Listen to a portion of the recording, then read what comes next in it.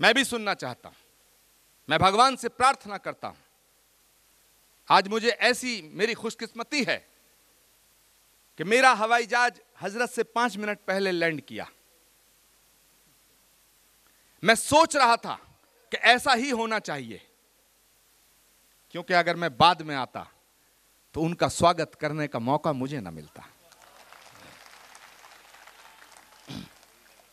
तो इस देश की जो हुकूमत है,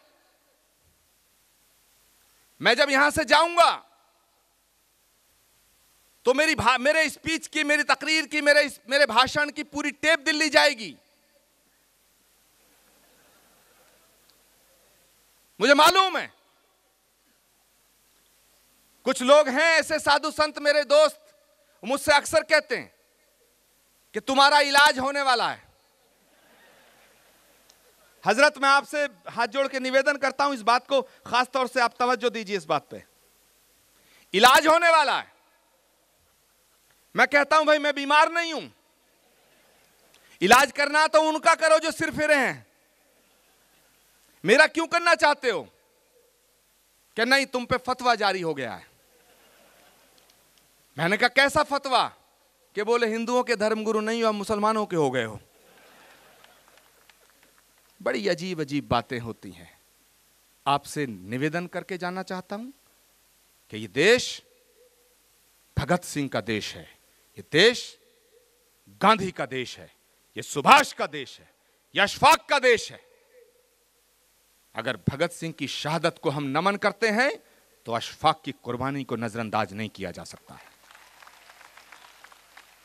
अगर पंडित चंद्रशेखर आजाद की शहादत को, उनके बलिदान को हम प्रणाम करते हैं तो वीर अब्दुल हमीद की कुर्बानी को नजरअंदाज नहीं किया जा सकता है। यह देश जितना हिंदुओं का है उतना ही मुसलमानों का है, हम सबका देश है।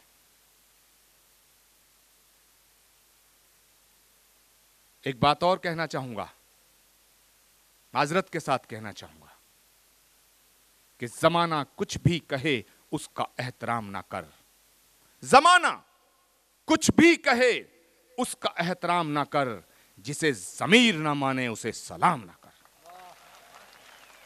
जिसे जमीर ना माने उसे सलाम ना कर। और पुणे से मरकज की हुकूमत को मैसेज देना चाहता हूं मैं कि जिसे जमीर ना माने उसे सलाम ना कर। और खतरा हमारे मुल्क को तेरी नियत से है, अपने अमाल को बदल, हमें बदनाम ना कर।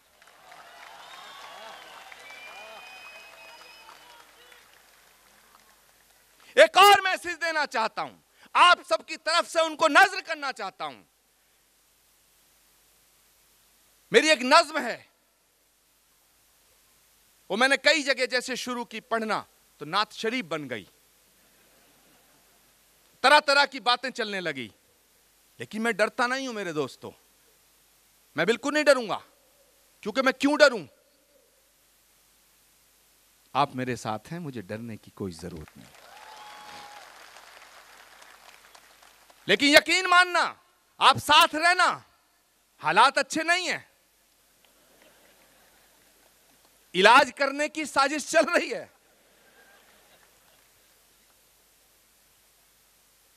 मैं आपकी तरफ से इजाजत है हजरत अध्यक्ष महोदय, कि हमारा भी वतन है ये, न यूं कम आंक कर देखो। ये आपकी तरफ से मैसेज मरकज को देना चाहता हूं। हमारा भी वतन है ये, न यूं कम आंक कर देखो। जरा कड़वी दवाई है, मगर तुम फांक कर देखो। जरा कड़वी दवाई है, मगर तुम फांक कर देखो। हमें बदनाम करने से भला क्या फायदा होगा। मोहब्बत के खजाने हैं, दिलों में झांक कर देखो। मोहब्बत के खजाने हैं, दिलों में झांक कर देखो। محبت کے بنا اپنا گزارا ہو نہیں سکتا، محبت کے بنا اپنا گزارا ہو نہیں سکتا۔ میری بات آپ کے دل تک جائے تو مجھے دعا ضرور دینا۔ محبت کے بنا اپنا گزارا ہو نہیں سکتا، نبی کے بن نظاروں کا نظارہ ہو نہیں سکتا، نبی کے بن نظاروں کا نظارہ ہو نہیں سکتا۔ مجھے اپنا کہو چاہے مجھے تم غیر کہہ دینا، نہیں ہے جو محمد کا ہمارا ہو نہیں سکتا، نہیں ہے جو محمد کا ہمارا ہو نہیں سکتا۔ میرے سینے کی دھڑکن ہے، میری آنکھوں کے تارے ہیں۔ اور یہ وہ آدمی کہہ رہا جس کے ماتھے پہ تلک ہے، اس کو غور کرنا۔ میرے سینے کی دھڑکن ہے، میری آنکھوں کے تارے ہیں۔ اور کسی اور نے لکھا، میں پڑھ رہا ہوں، ایسا نہیں ہے، یہ میرے دل کی آواز ہے کہ میرے سینے کی دھڑکن ہے، میری آنکھوں کے تارے ہیں۔ سہارا بے سہاروں کا خدا کے وہ دلارے ہیں، سہارا بے سہاروں کا خدا کے وہ دلارے ہیں۔ سمجھ کر تم فقط اپنا انہیں تقسیم نہ کرنا، نبی جتنے تمہارے ہیں نبی اتنے ہمارے ہیں، نبی جتنے تمہارے ہیں نبی اتنے ہمارے ہیں۔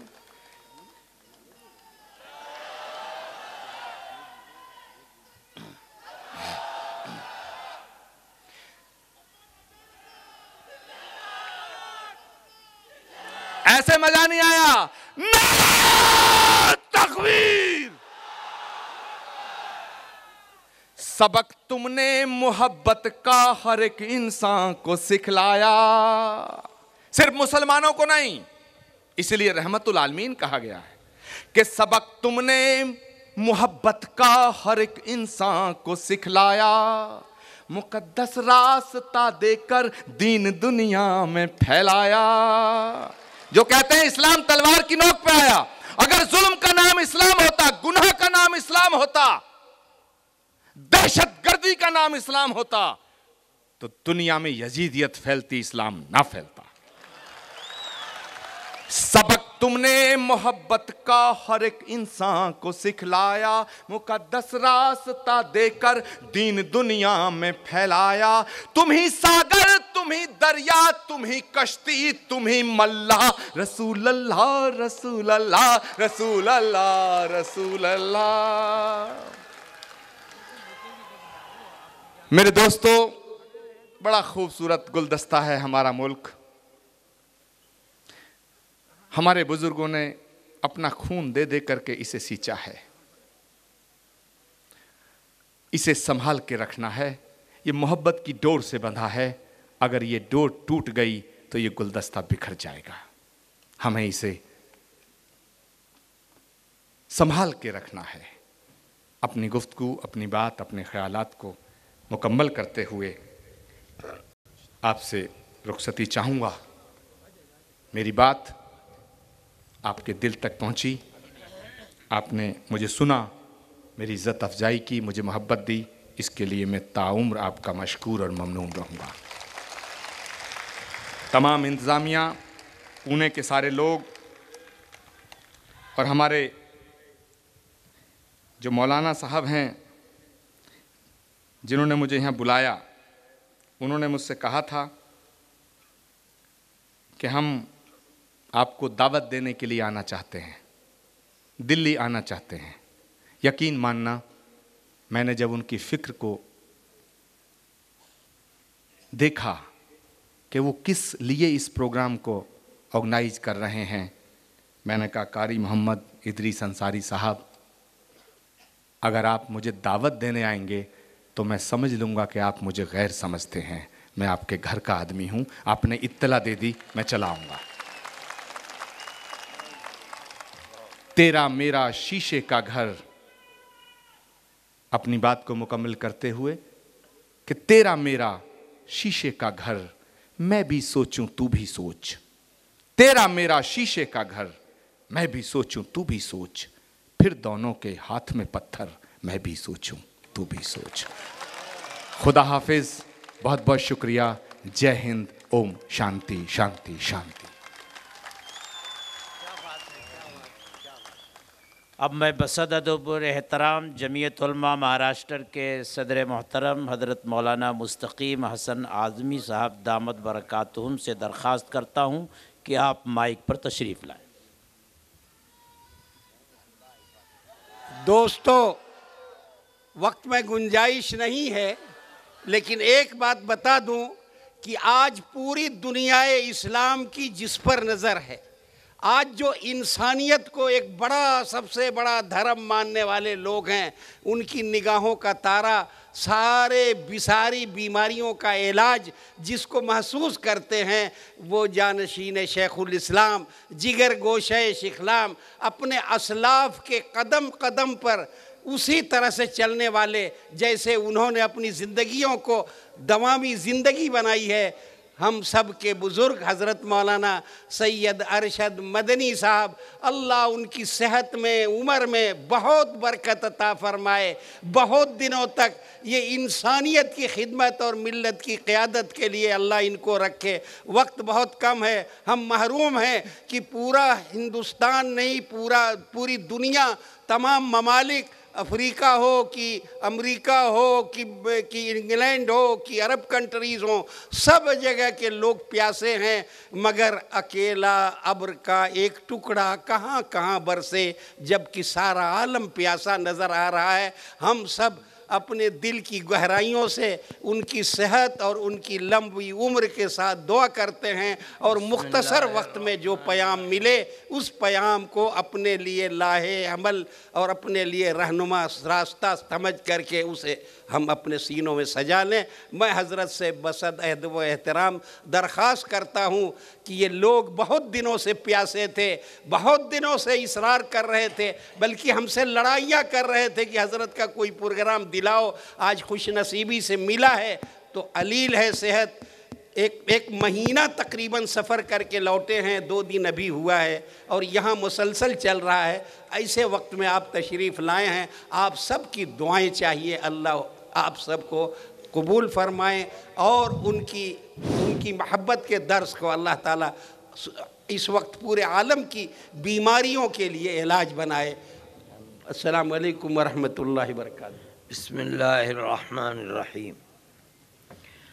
الحمد للہ نحمده ونستعینه ونستغفره ونؤمن به ونتوکل علیہ ونعوذ باللہ من شرور انفسنا ومن سیئات اعمالنا، من يهده الله فلا مضل له ومن يضلله فلا هادي له، ونشهد أن لا إله إلا الله وحده لا شريك له،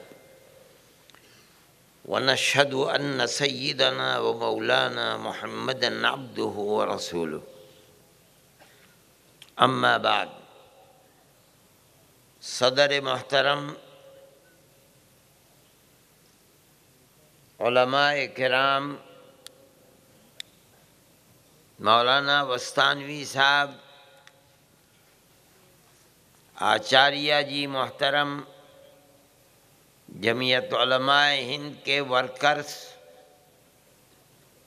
اور دور و دراز سے آئے ہوئے مہمان، خود اس شہر کے رہنے والے معزز حاضرین کرام، جمعیت علماء ہند کوئی سیاسی جماعت نہیں ہے۔ ہمیں پارلیمنٹ اور اسمبلی کی سیاست سے ایک رتی برابر بھی نہ کوئی انس ہے، نہ ہمارے دل کے اندر اس کی کوئی طلب ہے۔ جمعیت علماء ہند تو خالص ایک مذہبی جماعت ہے۔ ہم ہر پیڑت آدمی کی، چاہے اس کا دھرم کچھ بھی ہو، انسانیت کی بنیاد پر جو خدمت کر سکتے ہیں کرتے ہیں۔ ملک اور ملک میں بسنے والوں کی آج سے نہیں، 1919 سے تقریباً 100 سال سے خدمت کرتے چلے آئے ہیں۔ لیکن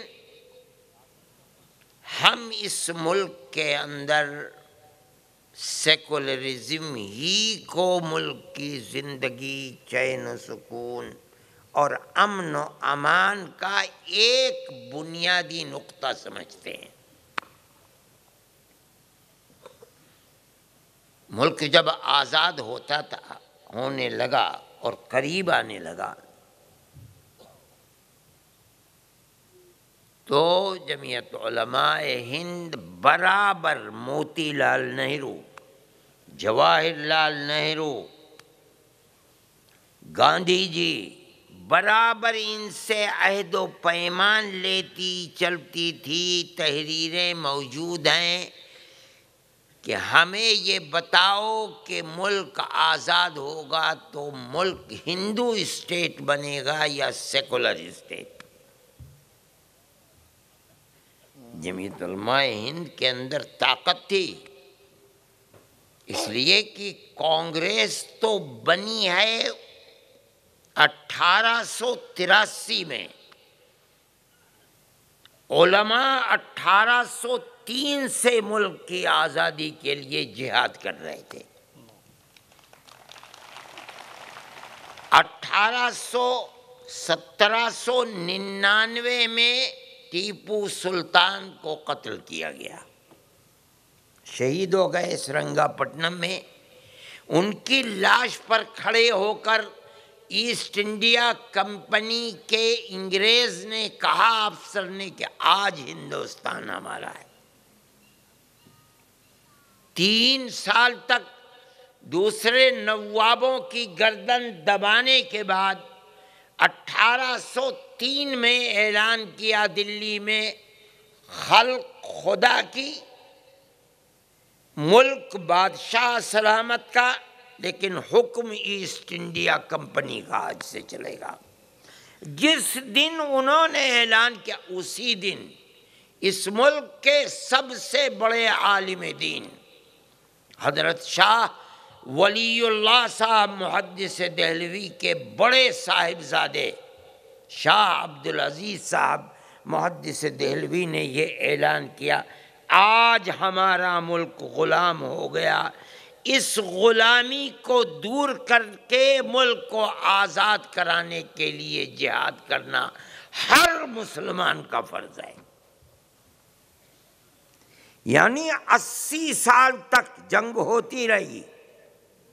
پہلی جنگ بالا کوٹ کے میدان میں سن 1831 میں ہوئی، جس میں شاہ عبدالعزیز صاحب محدث دہلوی کے بنائے ہوئے 2 جو امام تھے، سید احمد شہید اور شاہ اسماعیل شہید ہو گئے۔ جو بچے ہزاروں آدمی شہید ہو گئے، بالا کوٹ میں قبریں ہیں ان کی۔ جو بچے 26 سال تک تیاری کرنے کے بعد 1857 میں ہندو مسلم سب کو جمع کر کے جہاد کیا، جس کو دنیا یہ سمجھتی ہے پہلا جہاد نہیں، یہ دوسرا جہاد ہے۔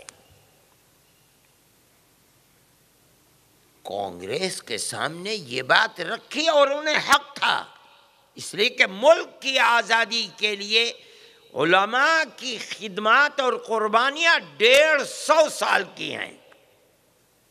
1857 میں تاریخ ہے، الیاس برنی کی کتابوں کو اٹھا کر دیکھو، صرف دلی کے اندر 1857 میں 33,000 علماء کو شہید کیا گیا ہے۔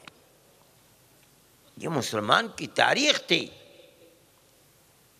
اس لیے جمعیت علماء انہی شہادت ملک کی آزادی کے لیے جام شہادت پینے والوں کی اخلاف اور اولاد کی جماعت تھی. انہوں نے کہا کہ بتاؤ ہم 150 سال سے قربانی دے رہے ہیں, ملک کا دستور کیا بنے گا؟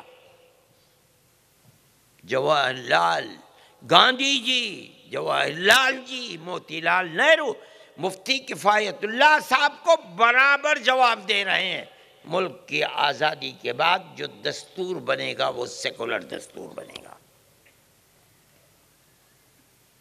جیسے ملک آزاد ہوا, بدقسمتی کہ ملک تقسیم ہو گیا. تقسیم ہوا تو ایک طبقہ اٹھا کے جب مسلمانوں نے اپنا ایک حصہ لے لیا, اب ہندوستان ہندو اسٹیٹ بنے گا. جمعیت علماء تنہا ایک جماعت تھی جو ہاتھ پکڑ کر کھڑی ہو گئی. ہم سے جو وعدہ کیا تھا وہ پورا کرو. ملک کی تقسیم پر دستخط تم نے کیے ہیں, ہم نے نہیں کیے ہیں. اس جرم کے مرتکب تم ہو, ہم نہیں ہیں. ہم سے جو وعدے کیے ہیں وہ پورے کرو. ہم نے ملک کی تقسیم کا کوئی ارادہ نہیں کیا, کوئی مطالبہ نہیں کیا. ہم کہتے تھے کہ ملک ایک ہے.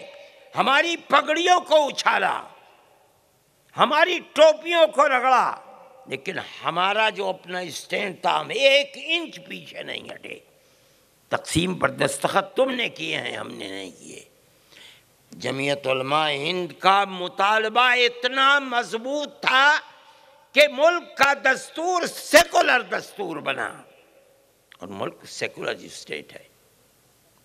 ہم اس سے کوئی بحث نہیں کرتے کہ دلی کی کرسی پر کون آیا کون گیا. ہم سیاسی لوگ ہیں نہیں. ہماری بلا سے جو آئے آئے, اور جو بیٹھے بیٹھے جو چلا جائے چلا جائے. لیکن ہم ایک بات مانتے ہیں, اور جس طرح اس وقت رات ہے ہمیں یقین ہے, ہم اسی طرح کہتے ہیں کہ ملک کے اندر اگر سیکولرزم زندہ ہے, ہم سمجھتے ہیں کہ ملک زندہ ہے, ورنہ ملک ختم ہو جائے گا. سیکولرزم کو ہم اس لیے ضروری سمجھتے ہیں کہ اگر ملک ہندو اسٹیٹ ہوگا تو اس ملک کے اندر کوئی مذہبی اقلیت اپنی مذہبی تشخص اور نشانی کے ساتھ زندہ نہیں رہ سکتی. ہمیں زندہ رہنا ہے. ہم جس مذہب کے ماننے والے ہیں, ہمارا ایمان ہے کہ قیامت تک زندہ رہے گا, ختم ہونے والا نہیں ہے. 1400 سال میں ملک ایک نہیں, دنیا کے اندر اسلام کو مٹانے کی کوشش کرنے والے مٹ چکے, نام و نشان نہیں ہے.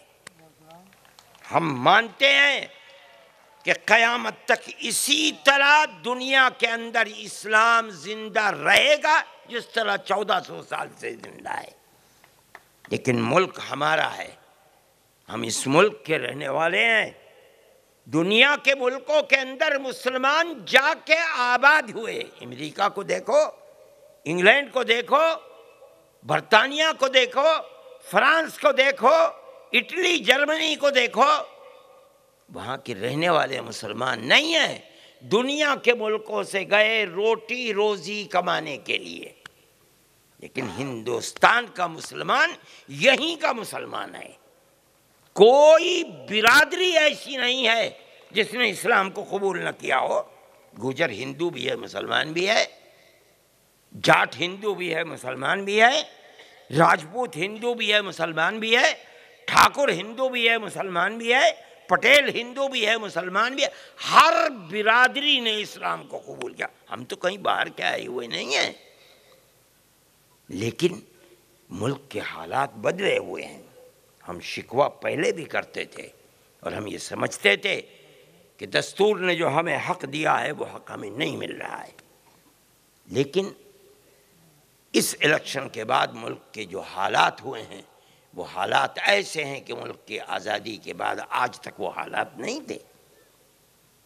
آج تو فرقہ پرست ذہنیت. میں کسی حکومت کو بھائی کون بول رہا ہے؟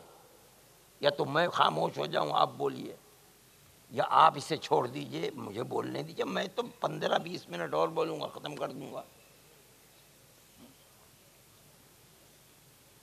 ملک کے حالات جو آج ہیں اس سے پہلے ایسے نہیں تھے.